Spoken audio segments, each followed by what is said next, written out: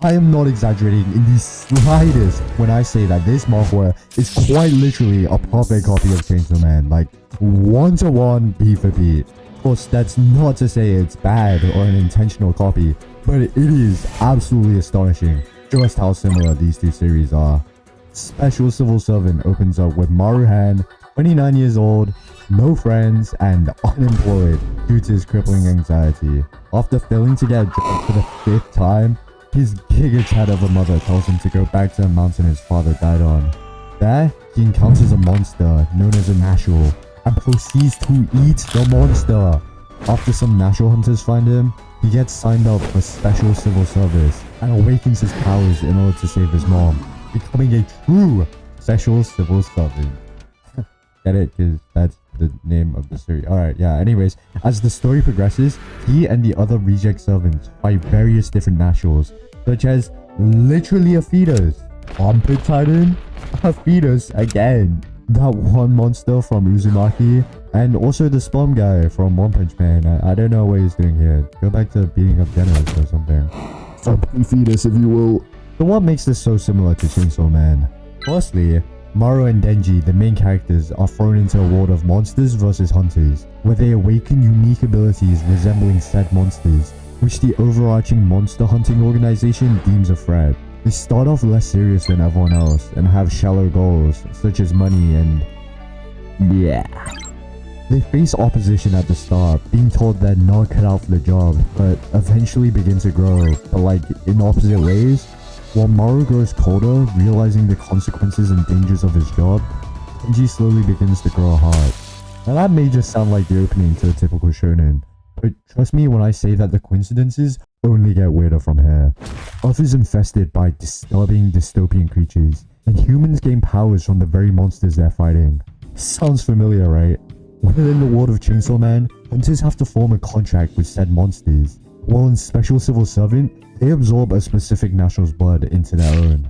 To top it all off, both the main characters have a special ability which deem them a threat by their respective organizations, even though they're not really. Beyond the many things shared by Maru and Denji, we have to look at the other characters within Chainsaw Man and Special Civil Servant. Eden serves as a foil to Maru, a self-imposed rival. Much like Aki from Chainsaw Man, he's cold and calculating, on the surface. Though he appears to be heartless, literally responding to his mother's death with still issue, deep down he cares and even grieves for those close to him. Again, much like a son somewhat, jokes, but seriously, and this isn't exclusive to Chainsaw Man, but it's cool to see the main trio being formed, being comprised of Hamaru, the main character, Eden, the Aki of the group, and Kenchana, also more of an unofficial quadrio? What do you even call 4 people? Quartet? What is even that? Anyways, their group leader, Dogman Go, happens to be a nonchalant, lazy bum who's secretly OP. Also very traumatized because they lost all their friends. Like a certain someone. I wonder.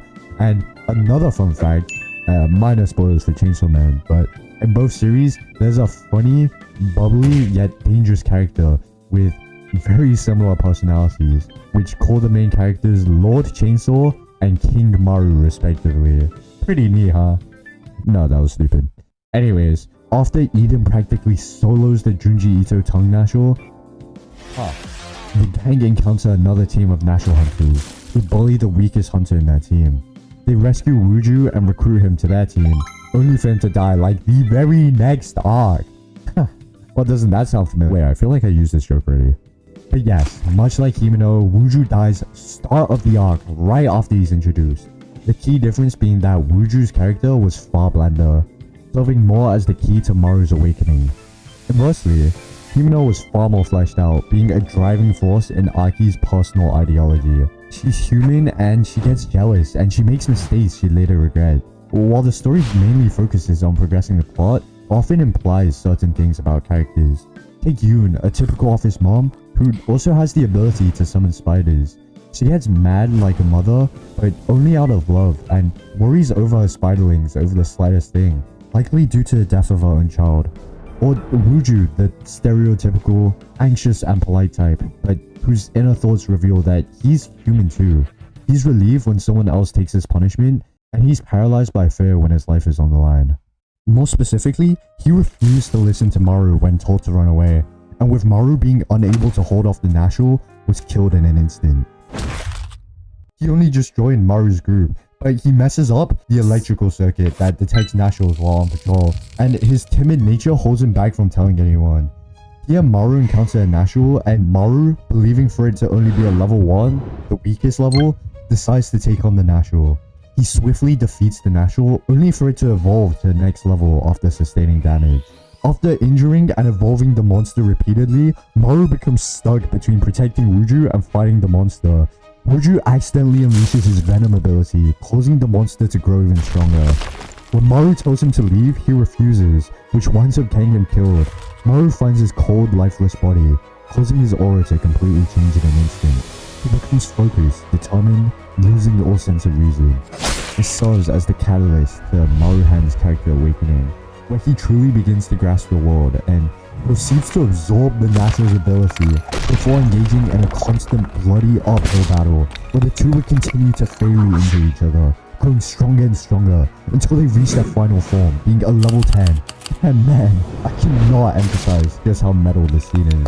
But while the series has been equal parts raw as it has comical, with Maru often being the butt of many jokes, by this point, it completely leans into its darker, more gory and violent themes. Like, my goodness, I cannot begin to explain just how raw and metal this scene is. By the time everyone arrives, they arrive to a wake of destruction. The field filled with Maru's hardened corpses, after having resurrected himself so many times. As Maru's arm is ripped off, he proceeds to shove his dismembered limb into the monster's mouth and regenerates inside his mouth. What in the world? And to top it off, he proceeds to pummel the nachal to death with his broken hands. Like, what in the deku is Bo even on? And he continues to pummel it over and over again until someone else finishes the job. This solidified Maru's transformation and serves as the shift into the true overarching story.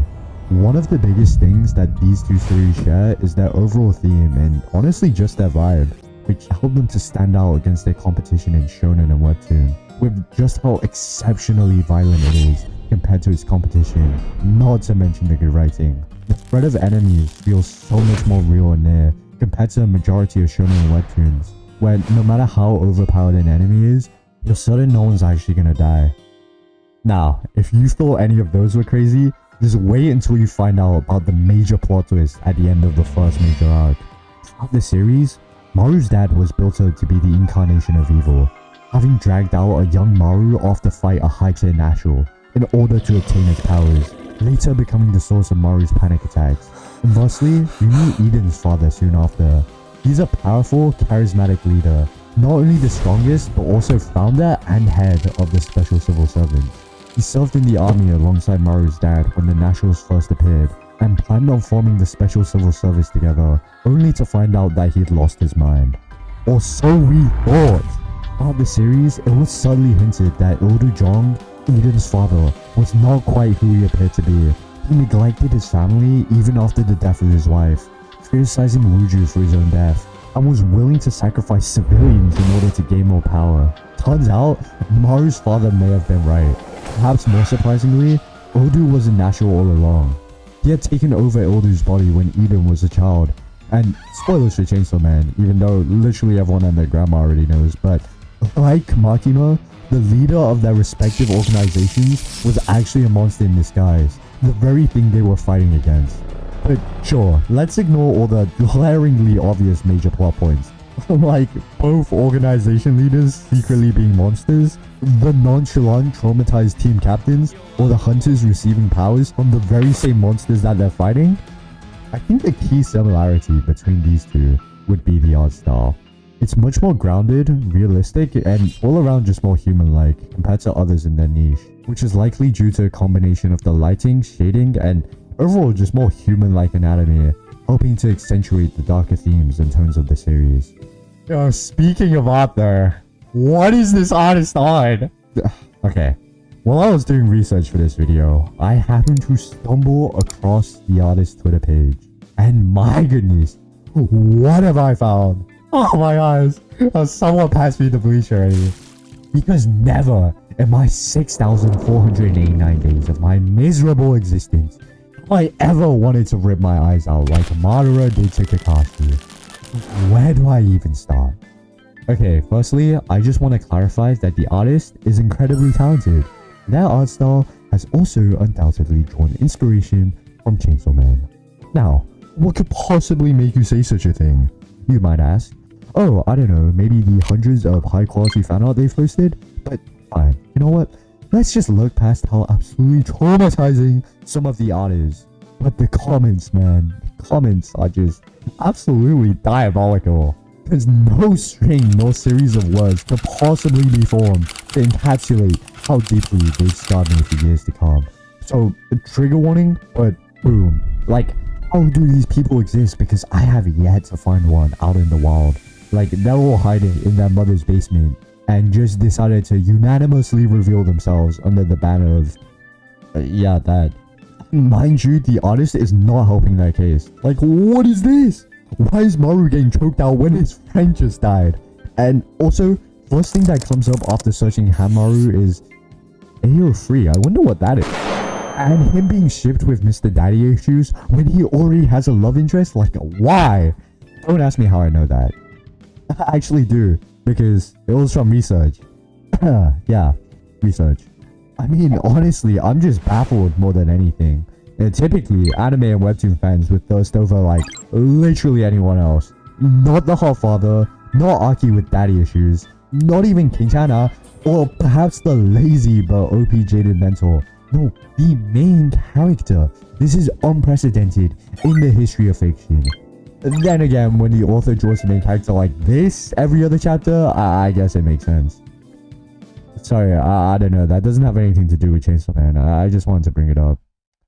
Anyways, that's not to say Special Civil Servant is a direct copy. While it's fascinating just how similar the two series are, it excels in its own right.